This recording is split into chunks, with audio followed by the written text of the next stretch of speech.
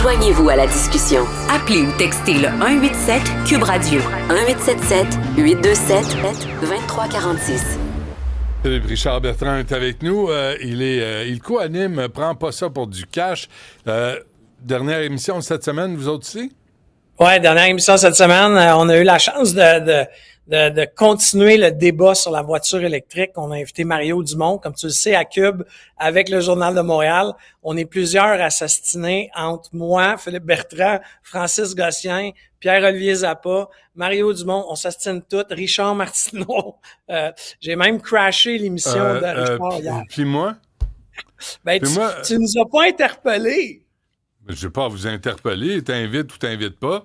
C'est quoi cette affaire-là, vous interpeller? Non, mais moi, j'ai débarqué, Benoît, dans le studio de Richard parce que il y avait une dispute amicale, un petit débat entre Richard, puis j'ai juste rentré dans le studio avec la permission des patrons, par contre, là, mais parce que je voulais me mêler à cette discussion. Ben, t'as bien fait. T'as pas besoin de la permission des patrons. Tu rentres quand tu veux.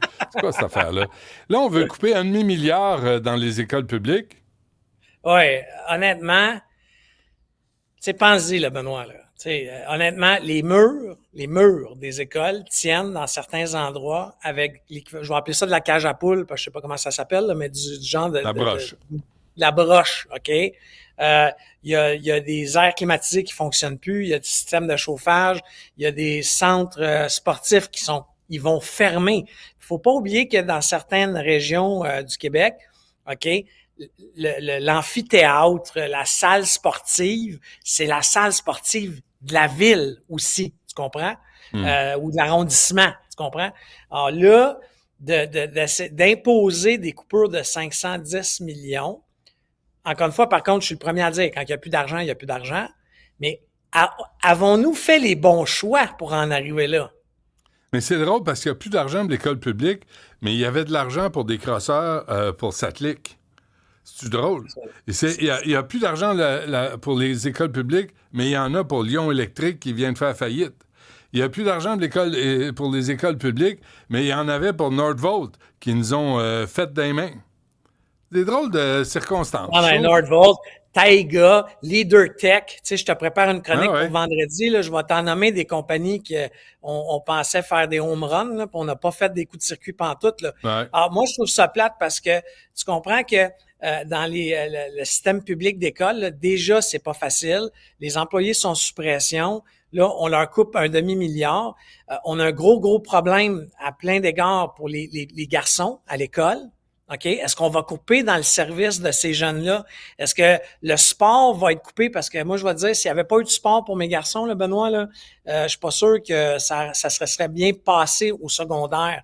Alors, tout ça, ça m'inquiète dans un climat où on continue d'investir à d'autres endroits, soi-disant qu'on dit que c'est névralgique. Puis encore une fois, je veux pas arrêter des investissements, mais aujourd'hui c'est la journée du 3e lien là. Tu coupes 500 millions dans les écoles, mais tu fais un 3e lien. C'est-tu l'éducation de nos enfants le plus important ou qu'il y ait un autoroute routier? Je te dis pas que l'autoroute routier est pas importante, mais maintenant, il me semble qu'on est à l'heure des choix dans plusieurs endroits. Bon, et le dollar canadien est rendu à combien? Ah, là, il est en augmentation. Ça n'arrête pas de bouger, là, mais il est au plus haut, OK, depuis l'arrivée au pouvoir de Donald Trump. Pour une panoplie d'entreprises québécoises, c'est une bonne nouvelle. Pour d'autres, c'est une mauvaise nouvelle. Mais d'ordre général, tu sais, je me prends souvent l'exemple, mais tu sais, moi, je paie beaucoup de plateformes américaines que j'essaie de me départir une par une. Mais ça va m'aider. Alors, est-ce que pour ceux qui ont des opérations qui n'ont pas le choix de payer certaines choses en dollars américains, c'est une bonne chose. Par contre, pour ceux qui vendent sur le marché américain, c'est une bonne chose parce qu'encore une fois, ces gens-là préfèrent généralement être payés en dollars américains. Mais c'est une tendance, puis c'est une tendance qu'on voit depuis 10 ans, Benoît. Là. Le dollar américain, depuis 10 ans, est tranquillement sur un déclin. C'est de moins en moins la monnaie de référence qu'on a pu penser comme il y a 10 ans. Puis aussi, l'économie américaine représentait un énorme pourcentage de l'économie mondiale et ça a aussi descendu dans les 10 dernières années.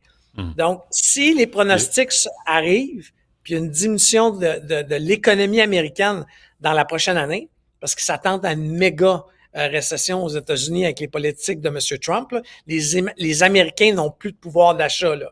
Ça va pas très bien. On n'en parle pas beaucoup, mais ça va vraiment pas bien aux États-Unis. Ça pourrait encore décliner. OK. Il est à combien, là, le dollar canadien? 0,78 en ce moment. Pas 78 sous pour une pièce. Non, mais l'inverse, là, je te le donne en US. OK. Bon, OK. C'est tout? C'est tout pour aujourd'hui. Parfait. On refait ça demain pour la dernière. Merci, Phil. Merci à toi, Benoît.